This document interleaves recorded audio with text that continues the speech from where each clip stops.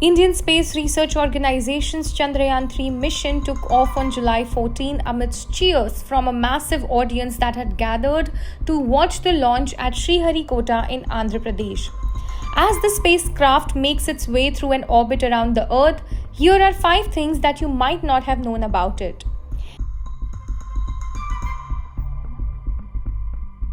The Chandrayaan-3 mission is almost identical to the Chandrayaan-2 mission, which failed its last leg as the Vikram lander crash-landed on the moon's surface.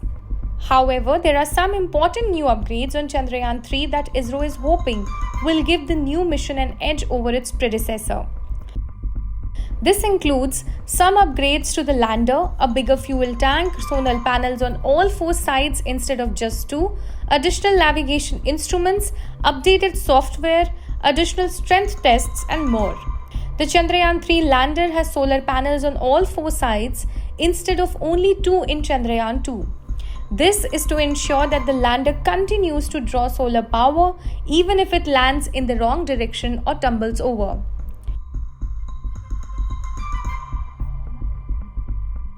ISRO has more than proved its mettle with many successful missions carried out over the past couple of decades.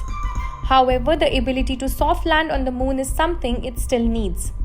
The agency needs to prove that it is capable of landing a craft on the moon before it can move on to its bigger ambitions, including future crewed missions to the space.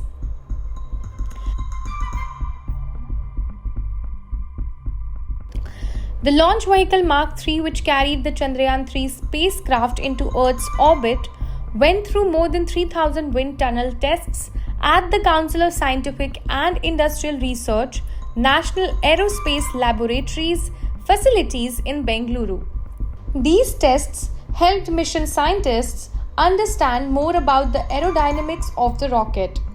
One main reason why Sriharikota became India's launch site is the fact that it is on the eastern coast, which makes it easier to launch rockets to the east. Rockets are typically launched in the eastern direction because they get a boost of momentum from Earth's rotation.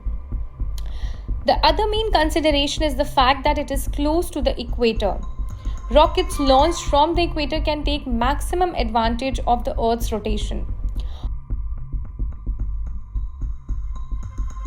All spacecraft that have landed on the moon so far have landed near its equator. This is because both the terrain and conditions are more hospitable there. The polar regions present much more difficult terrain.